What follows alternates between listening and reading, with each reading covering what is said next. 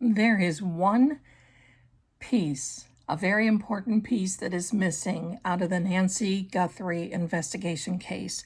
Day 44, here we are back again, fresh from the weekend.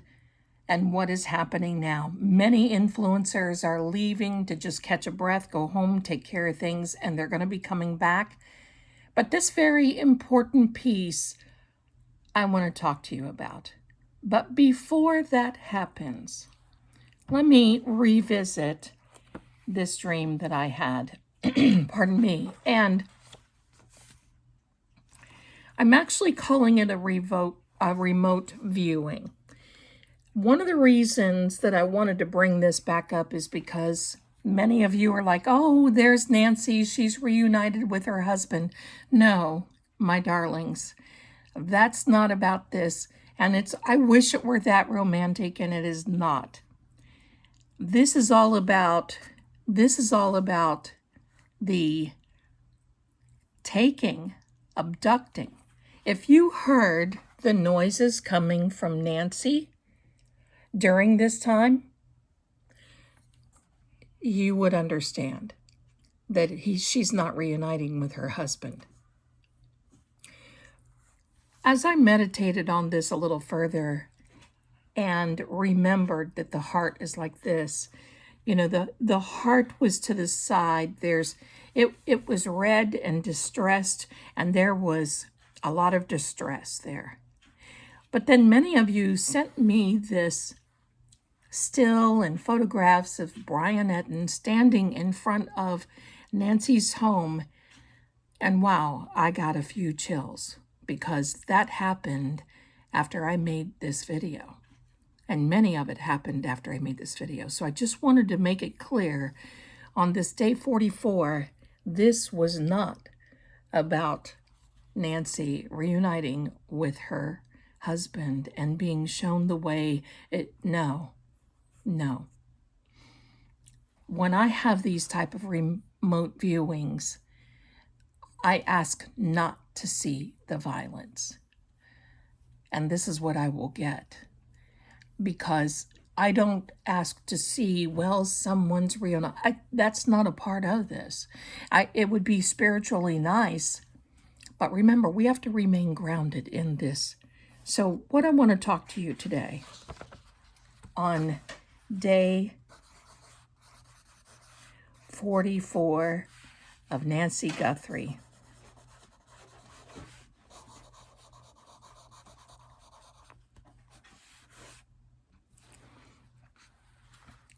There's a very important part that many don't realize will really dictate the charges, how things are looked at, how a judge can go forward, how a judge won't, how prosecution treats a lot of these things. The missing piece in this puzzle is the ME. That is a medical examiner.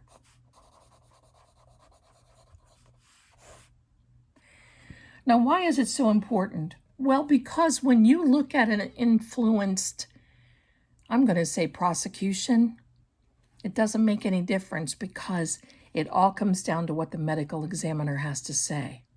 For many of you that were very affluent in the Karen Reed case, understand that many troopers approached the medical examiners and tried to get the medical examiners to, well, say on a particular determination of an autopsy of a fellow police officer, because they were trying to point the case in a particular way.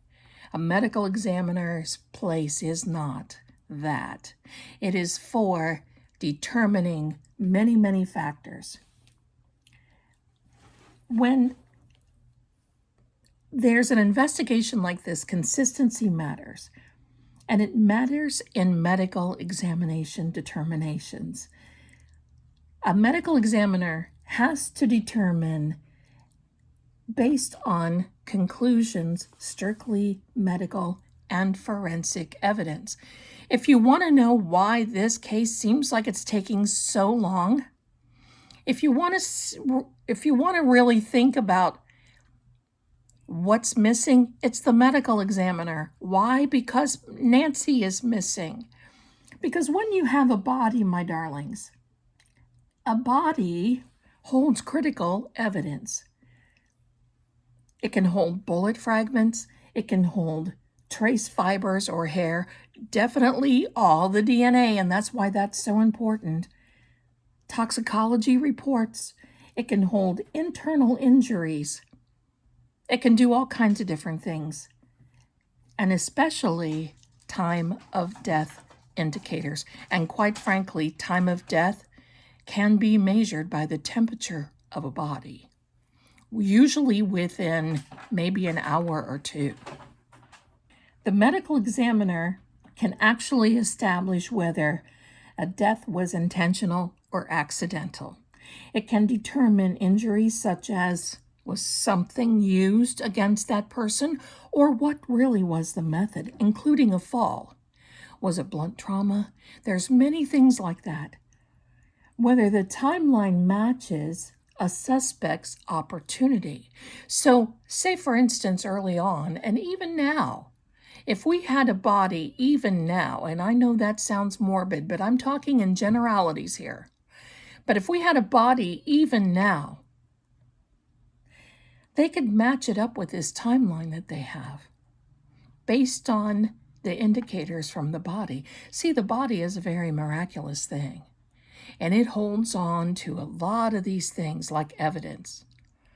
Many times before DNA even came into the modern establishment of medical examiners, someone was buried without knowing. And now you see sometimes bodies are exhumed to make sure that we know exactly what's going on.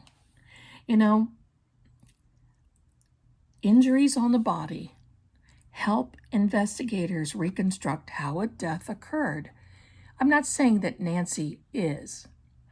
I'm just saying that is one of the little pieces of this puzzle that is making things so difficult. Because once a medical examiner has their report from the deceased, they pass that report on to the prosecutor, whether federal or whether state. And at that point, the determination of who, what, where, when of charges gets laid. Now, I'm going to say a prosecution can happen without a body.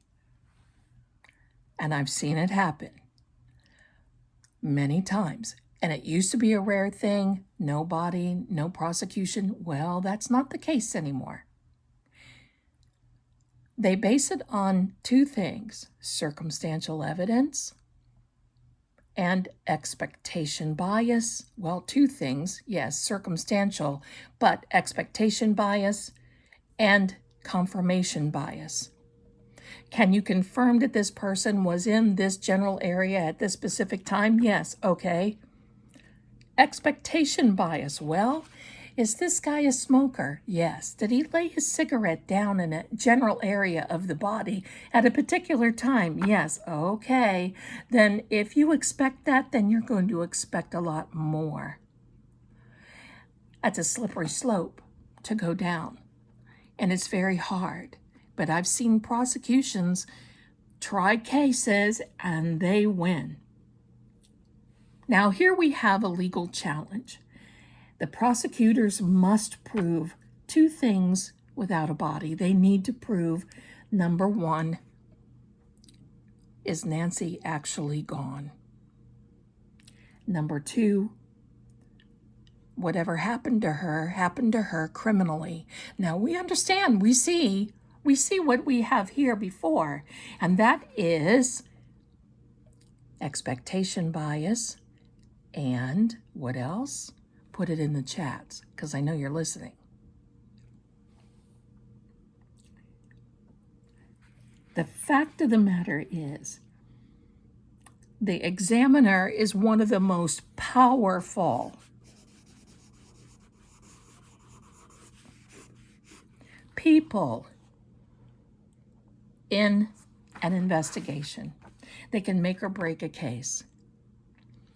And I've seen it happen because they can identify everything and they strengthen the timeline and corroborate investigative theories. Pardon me. It's allergies days, my darling. It's raining here. 2 days ago it was 80 degrees. Now it's like in the 40s. All right.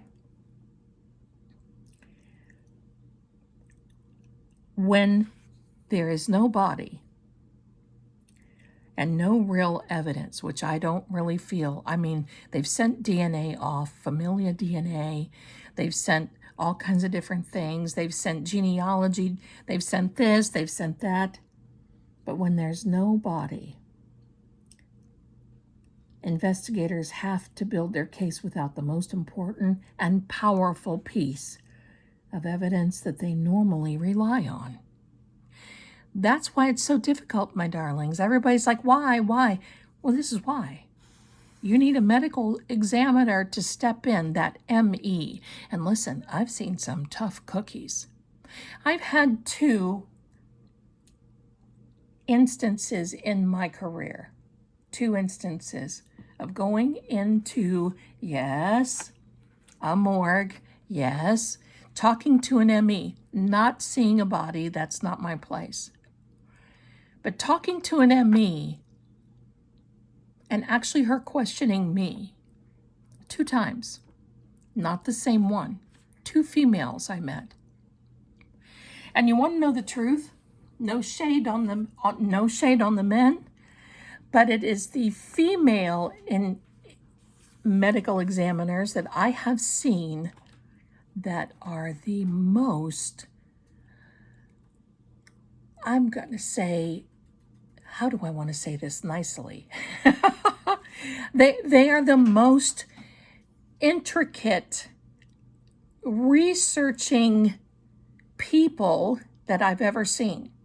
They will dig down deep and dive into things that we just don't even know. They will look for things all over a body, even pinpricks, it is amazing. That is just such a beautiful science, and I know as morbid as it is, it's a beautiful science to have, especially in this. But right now, we can't confirm a homicide. We can't confirm identity of anything. We just, there's nothing there.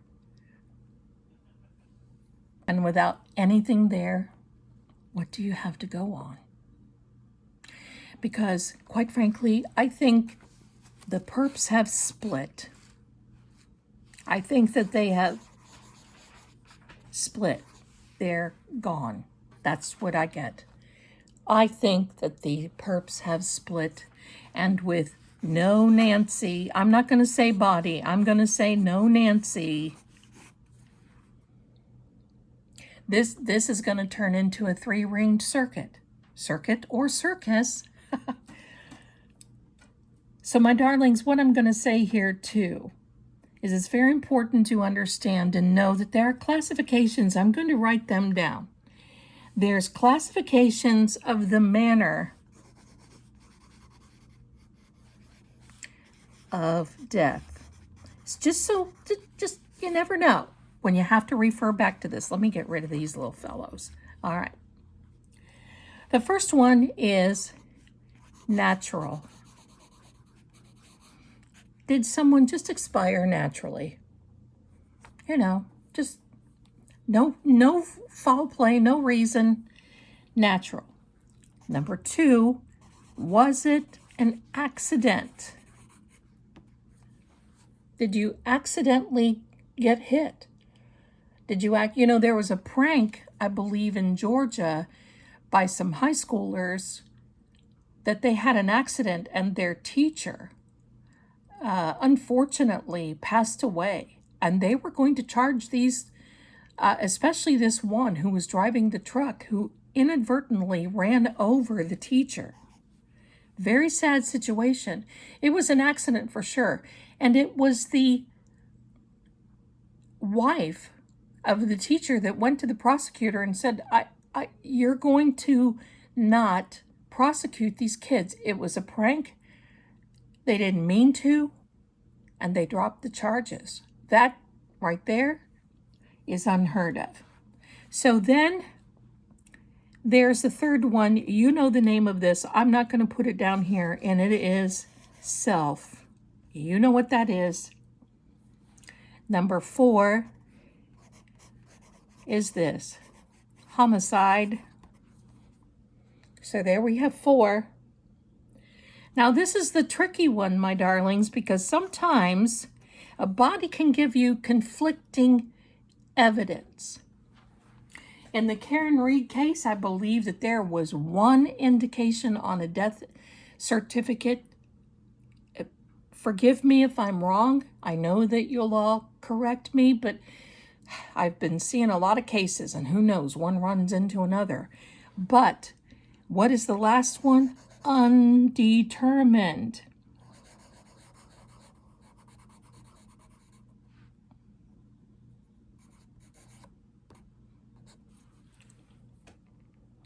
So there are, pardon me, I hit the camera, my darlings. There are all 5 of the classifications that go on a death certificate. For day 44, this is what we're up against. I just have to tell you. I have, and for those of you who come at me, and you know who you are, for those of you who come at me and say, but Zelda, if you know all this, why, there's so many psychics knowing where bodies is, and it's because I'm going to tell you, you got to watch it. You got to be careful. I'm not saying anybody else doesn't know where a body is, and only me, because, hey, I've given my determinations over. I've talked to the powers that be in some regard, and I've given my opinion. And you know what they say opinions are. But many others have opinions too. Whether they agree with me or not is okay. But sometimes, and this is why I keep saying, don't get emotionally involved. Because your mind goes into what? Expectation bias. There's confirmation bias and expectation bias. Those are the 2 determining factors, even when people give evidence and witnesses. Because you saw someone walking, it's like that story that you tell your friend. I saw her walk into a store, and you know what? Her hair looked horrible, so I bet she was there to buy shampoo, hair gel, hairspray, rollers. You don't know what she went in there for. That's expectation bias. You see, you've got to be careful, and that's why witnesses have to be told, stick to the facts. You saw her walk in the store? Yes. Did you see her go down the hair aisle? Well, no, but she should have. Right? Oh, and I hope you saw that, because I was kind of hoping for this. We're going to lay it as it fell. That is, and look, the cards are telling me they're being well used, and that's what happens. And my darlings, I have a nice glue stick, and I just have to use the glue stick. My son is playing in a tournament. You're going to hear him laughing. And you know what? Here in the house of Zelda, we live. We live. Now, what am I reading on? We're going to see where it leads us. Because I'm going to tell you, I'm going to turn this around because, hey, I like to see this.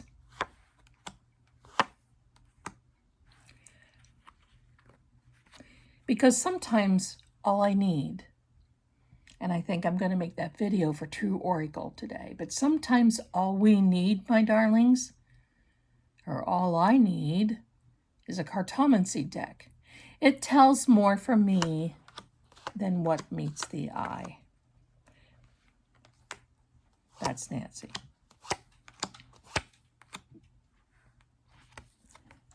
Now, the amazing thing here, let's see what's underneath it all. Shall we? Of course, yes, let's. A spring timing card.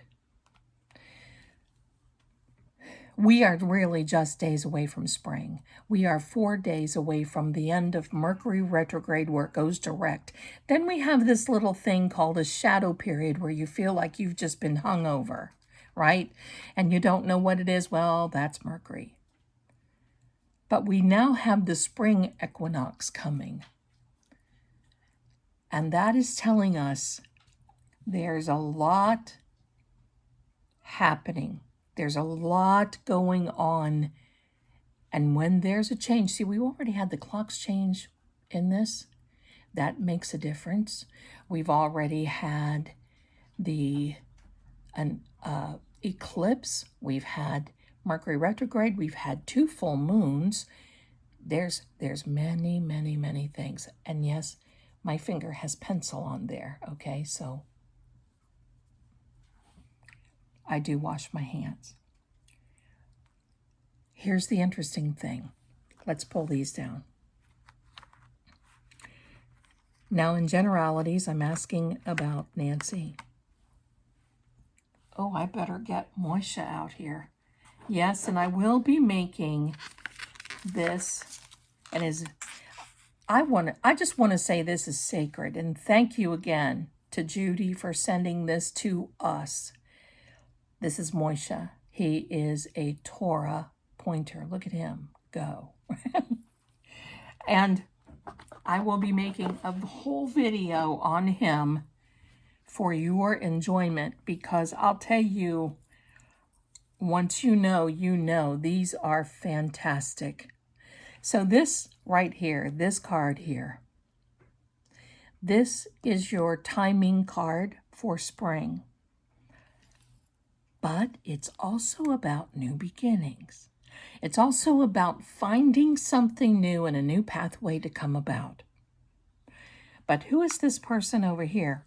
We're going to find that out. We're going to ask about who that person is. Yes, this is a kitty whisker. That's from Shaggy Noodle.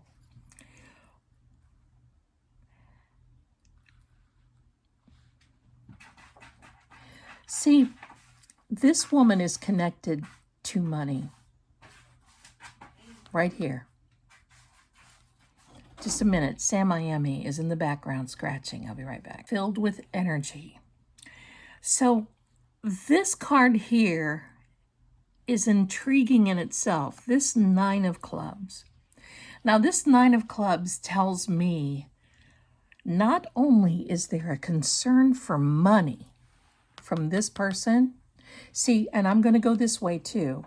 But there's a concern of money from this person because this is all about earning your wealth and feeling that you know what you are worth. Feeling that you are worth more than what others think. I'm not going to mention a name on this one. I have a feeling I know who that is. And please do me a favor, don't put names in the comments, just put the initials. We'll all know who you're talking about. That just keeps things nice, right? That just keeps it nice. Now this is a card. You see, we've got 2 jokers out here. We have this one and we have this one. The 2 jokers, my darlings, this one, because it's colorized, is very severe. It's a lot more severe than this one. This one is something, not a joke, but almost something that you would snarl after. You know what I mean? You just snarl, you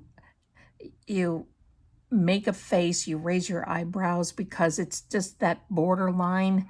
Oh, this has crossed the border. This has crossed the aisle.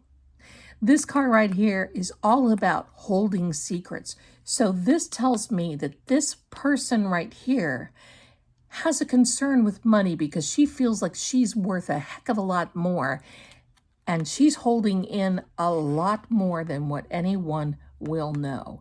There are hidden things there, my darlings, that this person most likely will take to her grave regarding Nancy. Now, why is this card like this? You know what? Here's a little demonstration. I'm going to show you. Maybe. Here I am. I have a purple Elmer's glue stick. Why purple? Because it's a little bit more gentle. And I want to take care of this guy because you know why? And this is how you do it. I want you to see. Just wipe it on there. Just a bit. And put it back. And all is well in the land of cards. He'll be ready to go another, oh, I don't know, 6 or 7 years. That's what I use in a jam like this. Otherwise, I use quality book glue. All right. The reason that this guy is laying here like this, we want to make sure that he's down there, is because there can be a crossing. There could have been a crossing between Nancy and this person.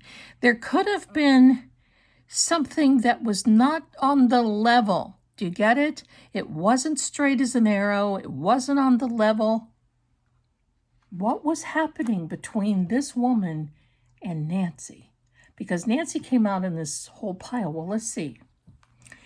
This card, this is all about uncertainty. This, I'm going to say lack of self-esteem, uncertainty. It's all about there's something there that we just can't put our finger on. Not yet, but it's coming. About Nancy. Here are my questions. And I keep asking them, and I'm going to continue until this case is solved and or resolved.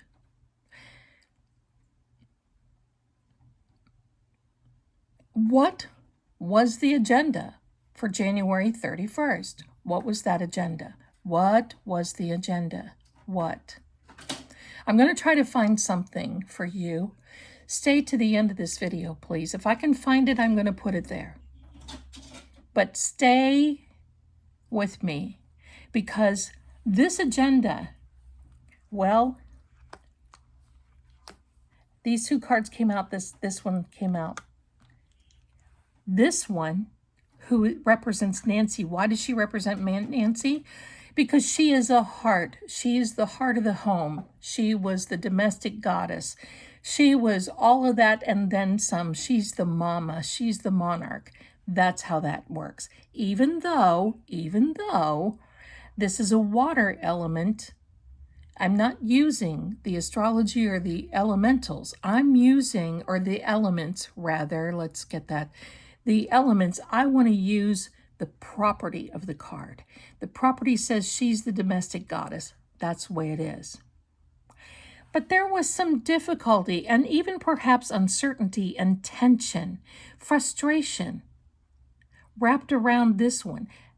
Not her for there, but her for here. Get it? This person had a lot of underlying current that was having to be held and held back in secret because there was some depression. This is the no card. Did Nancy say no to this person? What happened? Now, I want to make it very clear. I'm not accusing anyone of anything. I'm not law enforcement. I'm not a lawyer. I'm not a doctor, any of that. I'm a forensic, intuitive, and tarot profiler. And now you can call me a tarot ME, right? Somebody did that. But I'm just going to say this. Did Nancy understand that there were some, I'm going to say hard cheese that this person had toward her? Yeah, I call it hard cheese. Hard feelings. Feelings of loss, feelings of, well, her ego is bruised a little bit. Perhaps she's a little timid, intimidated or timid, and her confidence level isn't that big. But she has an underground current there that I just don't know. And I get that vibe. Right now, I'm not going to say anything. When this is over, I will say it. But this is the no card. It's the depression card. It's the card where you have difficulty getting your point across. Did she have difficulty getting her point across about how much she felt she was worth? And this card, the 10 of Hearts, is not on the level because it has everything to do with the home, a new home, maybe even a new job, a new idea. It could be a new business, but it's all based, it's not a diamond, which a diamond would be your thoughts and your communication and even legal. The fact that it's heart, it's based on your thinking with your heart and not your head. And that's why sometimes things become so emotional. Remember, your thoughts are not the facts. Just because you think you saw that woman walking into the store and she didn't comb her hair that morning, and you think she should be going down the hair aisle to pick up a new brush and all that, those goodies, put in her little basket, doesn't mean that's the way it is. And it doesn't mean that you have intuition. It just means you're thinking that way because that's not that's something that you would do, so you're projecting that off onto someone else. You see? You got to be careful. Now let's go over to this side of the aisle.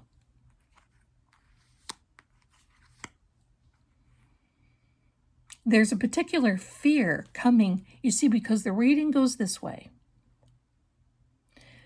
I read like I'm reading a book from left to right. But then I go right to left and up and down and diagonal, and that's what you can do with cartomancy. And remember, the tarot came from the cartomancy. So when people say, oh, the tarot is so bad, well, you better be careful when you go over to your friend's house on Sunday afternoon to play cards and play bridge. All right. And whatever else you do with cards, even solitaire, right? Uh-oh. This fear card is here because there's projected fear come out of this. Now, was she afraid of Nancy? No. But she was afraid of a decision that Nancy was going to make. And why was that? Well, because it would definitely hurt. And based on past rejections, let me put it that way. Based on the past rejection, it affects the present. It affects the future. There's a little bit in bitterness and resentment there. On purpose? I don't think so. I don't think anybody has those emotions on purpose. But you see, this one now, right here, is a marriage card. So this indicates to me that Chicky Baby over here is married. No names in the comments, please. So this Chicky Baby over here that is married is also affected by the emotions because of the relationship that they have. There's bitterness and resentment. You know, you can feel one thing, but if you have a partner that sits there and eggs it on and waters that seed that they plant, you know that seed that someone plants of discord is going to keep growing. It's that nagging. And I believe even in Proverbs, it says something to be like, paraphrasing, a dripping faucet can be like a nagging woman. Yeah, annoying. But let's go one further, my darlings. Look here. Now we have 3 threes, and you know, threes are always very important for me because things can go in lots of threes. Lot, as in not a lot, but a lot of. And not many, but portions, lots of 3. This 3 of clubs is all about stability, wanting some stability, wanting some things to be okay, wanting things to be, well, I'm just going to say it. It's a card that indicates a wish of help from others for stability. You see this? You stand here, there's a wish of help from others. There's the triangle, there's the 3. This, my darlings, is a card of a new beginning and happiness around family. So is this person, I'm going to ask this question, is this person basing her happiness on someone else? Because, we can't depend on other people to make us happy. We have to depend on ourselves. And quite frankly, that's when you find the most happiness that you're ever going to have. Just like my son laughing. Hello. So this card right here is all about the emotional stability, but the happiness within the family circle. So now this person has projected all these feelings. She's not that confident. She doesn't feel that good. She doesn't think that, things from the have affected the past, and there's a lot of hard cheese, and there's a lot of boiling up there. And she's married, and it certainly doesn't help the situation by somebody interjecting their opinion. And now we have this thought of a brand new beginning. And it's also the thought of not being stable financially, but being stable in a happy way. And now we have this. Has something been hidden? Has something been hidden from Nancy? Now I'm going to say, I don't know. I'm for the sake of this video and entertainment purposes only, I'm basically just going to say, I'm not going to guess who these 2 are that are married. But why do they keep coming up? Because I'll tell you why. While they may not have anything to do with Nancy or her disappearance, while they may not have, they may have and they may not have. We're going to go with that. While they may not have any type of anything to do with Nancy's disappearance, that doesn't mean that all of this emotion and hard cheese and wanting to ask for money and wanting to feel more stable and not feeling like she's worth, and there's some underlying thought processes and blah, blah, right? It doesn't take that off the table. She's still feeling that way, just so you understand, my darling. She still feels that way whether Nancy is missing because of them or not. So there was an underlying current, and every time I keep saying what happened January 31st, so remember this timing card. What happened January 31st is, well, did they have an argument?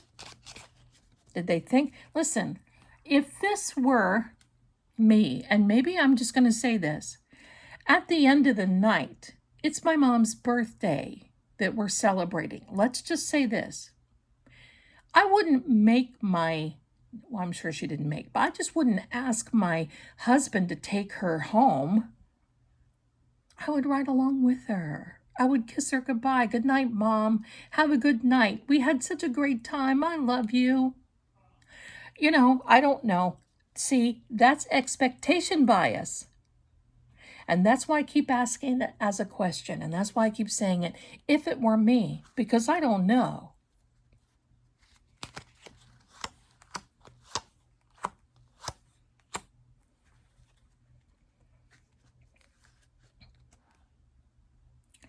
That is the husband, and that is the sister.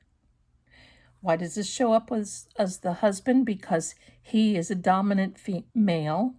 No, he's a dominant male. And look, we have this timing card that came up again. And I just put it back in the deck and kind of shuffled around. And then we have the sister, who is the money card. So it's a whole family dynamic here. I just want you to know that the cards can tell a lot.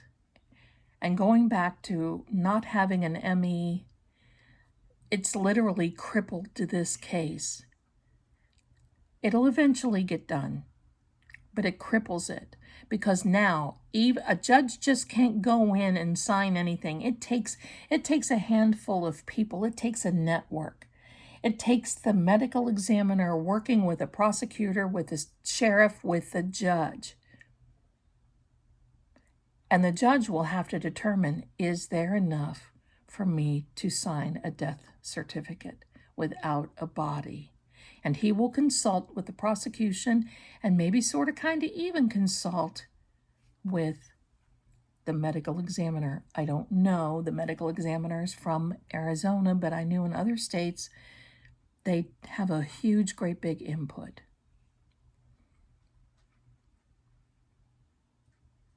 Love you guys.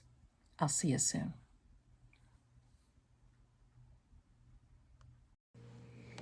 So here on your screen, you are seeing the missing person flyer for Nancy Guthrie. Notice the date, January 31st of 2026. Shouldn't that read February 1st?